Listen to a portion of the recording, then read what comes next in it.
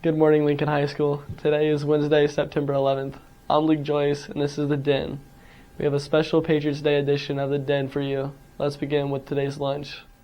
Today for lunch we're having Patriot Day popcorn chicken bowl, military hero mashed potatoes, citizenship corn, freedom fruit, and a whole grain roll. Good morning, Lincoln High School. I'm Victoria with Local Lincoln. Any girl interested in playing softball this year, workouts will be on Fridays after school in the upper gym. Sign-ups for Powder Puff football are until tomorrow during both lunches. The cost of shirts are $20 each, and you must pay for it by tomorrow, or one will not be ordered for you. See Kate Heflin or AJ Bart with any questions. We have a pep rally coming up on Friday. Pep rally game sign-ups are today during both lunches at the concession stand. Credit recovery is held every Tuesday and Thursday after school from 3 to 5 in room 206. And that's your announcements. Now to Davin with Cougar Corner. Here we go. Hello everyone, I'm Davin Zimmer with Cougar Corner. Last night the boys and girls soccer teams hosted East Fairmont. Both teams fought hard but were unable to pull out the win. The boys' final score being 5-0 and the girls' final score being 1-3.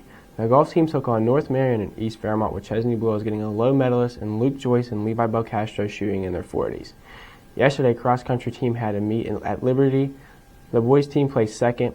Rayleigh Cochran won the girls' race with a time of 21 minutes and 36 seconds. And Adrian Bott placed second with a time of 18 minutes and 13 seconds. Now on to a tribute for Patriots Day. In observance of Patriots Day and the anniversary of the attacks of September 11th, 2001, we asked some faculty and staff about where they were when the events unfolded. So I was in college at Fairmont State at the time, and I was actually sitting in a journalism classroom, and none of us had a clue what was going on. And we found out when we all came out and were walking through like the education building and different areas and seeing all these screens on. I was working at Eastridge Health Systems, which is a mental health facility in Martinsburg, West Virginia.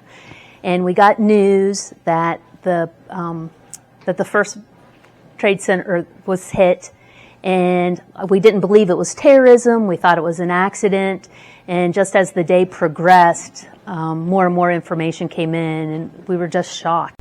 I was in kindergarten, so I was 5 years old, and we were at a reading square, so we were sitting on this rug, and we were supposed to be reading a book.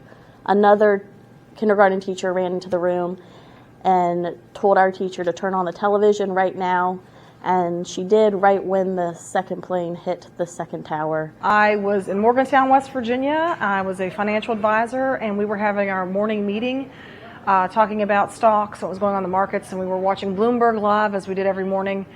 And as we were watching that, we saw a big billow of smoke, and they cut away to the Twin Towers and said a plane had hit one of the towers. And of course, at that time, the reporters were coming on. We had kind of stopped what we were doing, and we thought that was an accident. Very soon after, as we're watching this happen and unfold, we saw the other plane come and directly, purposely hit the tower. I was a ninth grader at Liberty High. I was in science class, and we were doing a lab experiment. And our teacher asked us to stop what we were doing and come back to our seats. And we were really confused because we weren't finished and it wasn't time for the bell just yet. She didn't tell us anything. She turned on the TV, and then the bell rang and we went to our second block class. And mine was history, and I'm glad it was history because when we were there, our history teacher explained what was going on. So I was working as an insurance agent that was doing trainings at banks throughout the state of West Virginia. And on that day, I was at a bank in Elkins, and we had just went in to start the training, and the bank manager came and got me and my colleague and took us out of the building and told us they were going in lockdown but didn't tell us what was happening.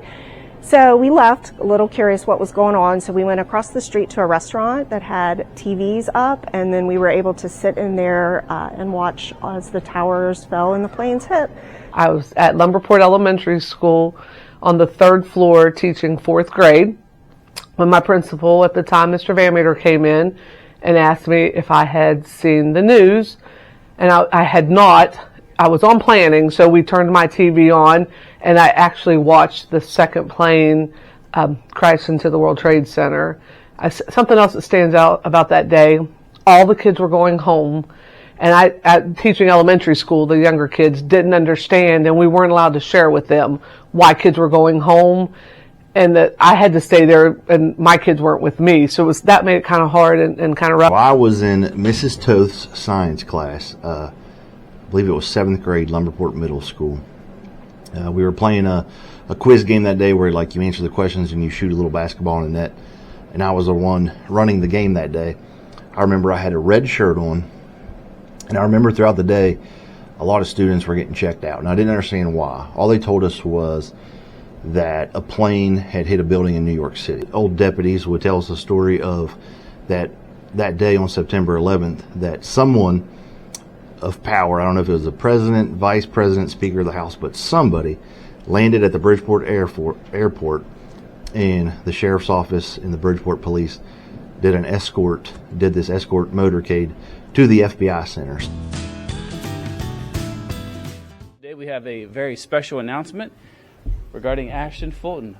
He has been named the National Merit Semifinalist for this year in the competition of the 2025 school year. So congratulations, Ashton. The National Merit Scholarship Program is an annual academic competition for recognition and scholarship that is open to all U.S. high school students who meet the published entry requirements. To qualify as a semifinalist, high school students enter the 2025 National Merit Scholarship Program by taking part in the 2023 preliminary SAT National Merit Scholarship qualifying test. The 16,000 semifinalists included in this year's list are the highest scoring entrants in each state and represent less than 1% of each state's high school seniors, so top 1% in the state of West Virginia. That was about the scholarship. I would like to present Ashton Fulton with this Certificate of Achievement. I am truly one of the part of the 1%, and I couldn't be more happy, and it's thanks to all of you, the teachers, the faculty, the students, the administration, everybody who's helped me along the way to achieve these.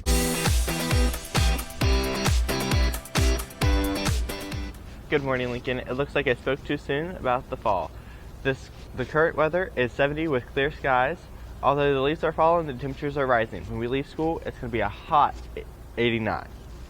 It's looking a little cool in the morning with it being in the mid-60s. Happy Patriots Day. That was your Daily Dose Des. Share the love. That's all that we have for you today. Tune in tomorrow for all the upcoming news.